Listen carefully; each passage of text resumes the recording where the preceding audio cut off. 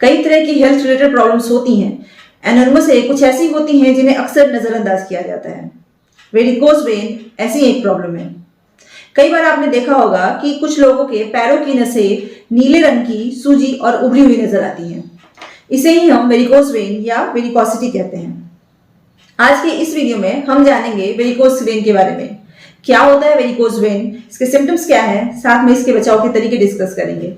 इसके अलावा मैं आपको वेरिकोज वेन के होम्योपैथिक ट्रीटमेंट में यूज की जाने वाली कुछ होम्योपैथिक मेडिसिन बताऊंगी एंड इसके लिए आपको वीडियो को एंड तक देखना पड़ेगा। नमस्ते, मैं डॉक्टर रागिनी और आप देख रहे हैं आपका अपना हेल्थ चैनल द क्यूरोपैथ। अगर आप मुझे पहली बार देख रहे हैं तो फटाफट से जाके चैनल को सब्सक्राइब कर लें एंड साथ में लगे बेल आइकन को प्रेस कर लें सो दैट मैं जब भी कोई वीडियो लेकर आऊं आपको उसकी नोटिफिकेशन सबसे पहले पहुंच सके। तो अब बात करते हैं वेरिकोज वेन की। वेरिकोज वेन को बहुत ही आम समस्या माना जाता है जिसमें वेन्स में स्वेलिंग आ जाती है। स्किन के नीचे नीले या बैगनी कलर की टेढ़ी मेढ़ी सूजी हुई एंड पेनफुल वेन्स को ही वेरिकोज वेन कहते हैं। ये हाथ, पैर, नी, एंकल, पाम कहीं भी हो सकती है। कारण क्या होता है वेन्स में स्वेलिंग का, तो इसको समझने के लिए सबसे पहले हम नॉर्मल फिजियोलॉजी ऑफ सर्कुलेशन समझते हैं। Heart pure and oxygenated blood को आर्टरीज में पंप करता है एंड आर्टरीज उस ब्लड को बॉडी के different parts and different organs तक पहुंचाती हैं for proper functioning of the organs.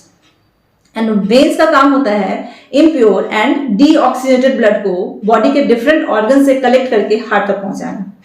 And इसमें वाल्व्स बहुत अच्छा रोल प्ले करती हैं। Valves unidirectional flow of blood को मेंटेन करती हैं।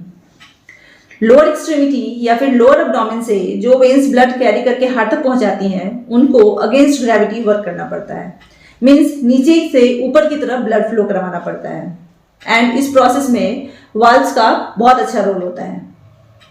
अगर कहीं किसी वजह से वाल्व्स में प्रॉब्लम आ जाए या फिर सुपरफिशियल वेन्स या इंफीरियर वेना कावा जो कि lower extremity and lower abdomen से ब्लड कलेक्ट करके हार्ट तक पहुंचाती हैं, उनमें किसी वजह से प्रेशर आ जाए तो ये प्रोसेस इंटरप्ट हो जाता है एंड ब्लड फ्लो सही से नहीं हो पाता है एंड जिसकी वजह से ब्लड वेन्स में कलेक्ट होना स्टार्ट हो जाता है।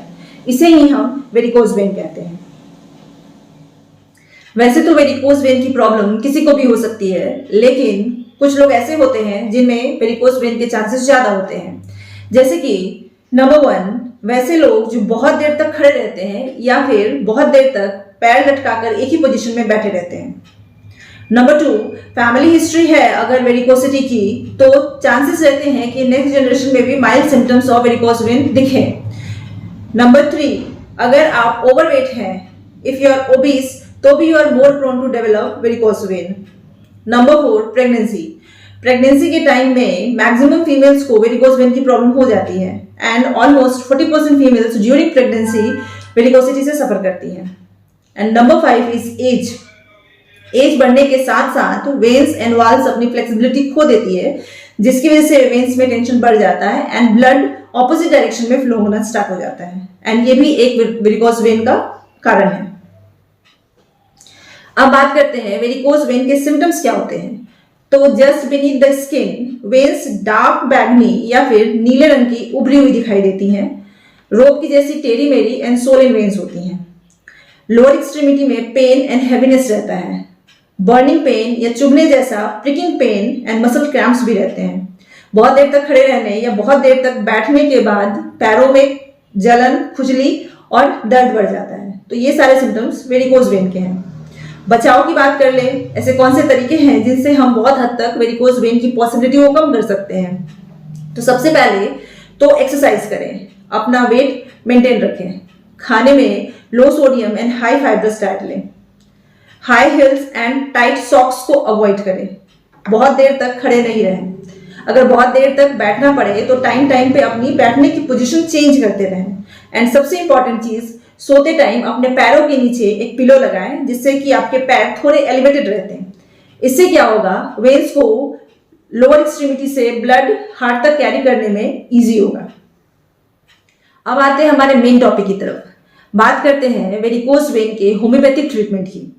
तो होम्योपैथी में कुछ मेडिसिन ऐसी हैं जो वेरिकोज वेन में मिरेकल के जैसे वर्क करती हैं। ये न सिर्फ पेन में आराम देती हैं बल्कि वेन्स को अधिक फ्लेक्सिबल करके ब्लड फ्लो को ठीक करके एंड स्वेलिंग में भी बहुत ही इफेक्टिवली वर्क करती हैं। होम्योपैथिक मेडिसिन सिम्टम के बेसिस पे प्रिस्क्राइब की जाती हैं एंड जो सबसे पहली मेडिसिन है वो है पल्सटिला निग्रिकेंस। पल्सटिला एक बहुत अच्छी होम्योपैथिक मेडिसिन है वेरिकोज वेन के लिए।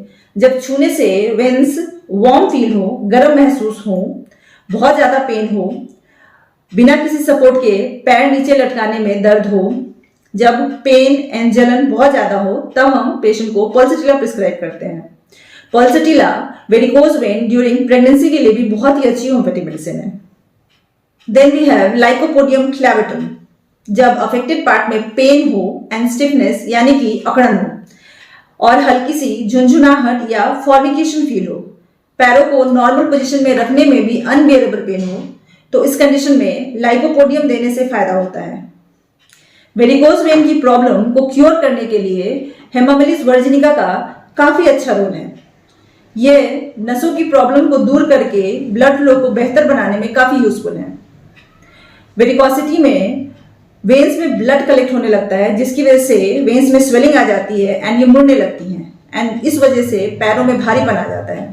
इसी भारीपन को क्योर करने के लिए हेमामिलिस वर्जिनिका बहुत अच्छी यूजफुल होम्योपैथिक मेडिसिन है।